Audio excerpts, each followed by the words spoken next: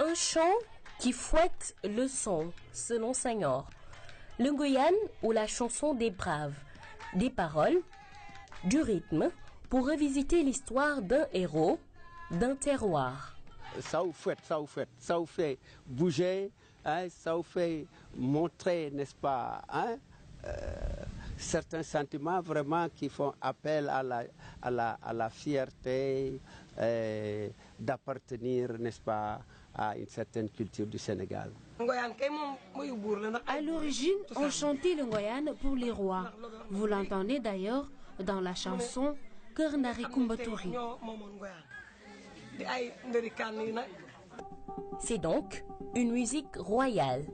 Médina Sabakh, fief du Ngoyane par excellence, l'un des premiers groupes venus d'ici, a fini par donner à l'art ses lettres de noblesse. Aujourd'hui, tous qui font de la musique en utilisant comme instrument des calebasses et du khalam sont assimilés au Ngoyane.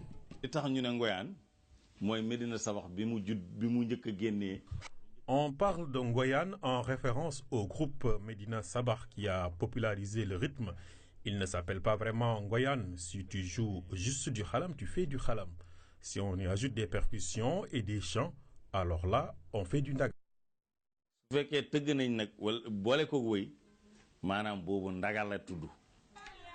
Étant très jeune, Ndeye Fatou a retenu l'histoire que son père, chef d'orchestre du mythique groupe de Ngoyane de Médina Sabakh, racontait.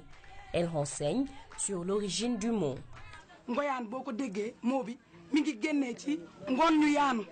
Le mot Ngoyane dérive d'Ngon Nuyanu, qui signifie littéralement s'amuser à la suite d'une bataille. Yanu veut dire se balancer. Toute petite, j'entendais mon père donner cette version que j'ai retenue.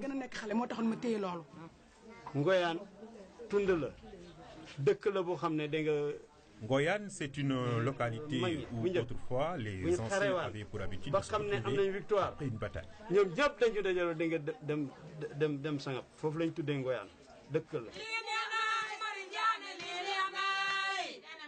Un faux ou un tox, l'on soutient qu'au son du Ngoyane, certains en arriveraient à perdre le sens des réalités.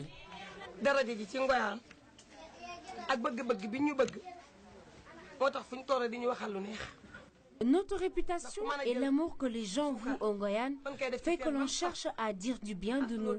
L'histoire du puits sucré est belle, mais elle ne correspond pas à la réalité. Vous ne pouvez pas refuser une association avec une chose valorisante. C'est cela, avec cette histoire de puits sucré. Au-delà de Médina Sabakh, le Ngoyane est une musique appréciée par les Saloum Saloum dans leur grande majorité.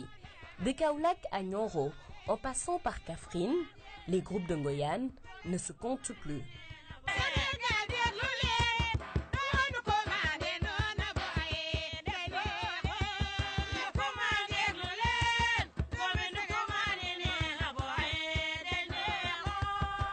Kaffrine, à une centaine de kilomètres de Médina Sabakh, nous allons à la rencontre de Djebel Ndiaye. Pour l'historien traditionnaliste, le Ngoyane permet la reconstitution de l'arbre généalogique. Seul un aîné ou le gardien d'une histoire peut te dire qui tu es vraiment. Et cela se reflète dans les sonorités du Ngoyane. Le Ngoyane ne se joue qu'avec des instruments de musique traditionnelle. La voix grave, il réveille certains sentiments.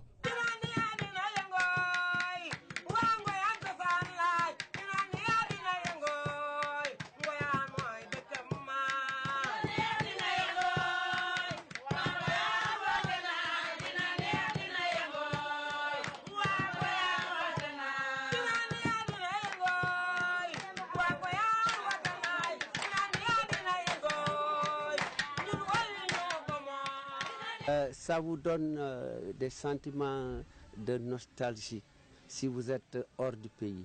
Le Ngoyane, on le chante toujours avec des khalam, avec des guitares, n'est-ce pas?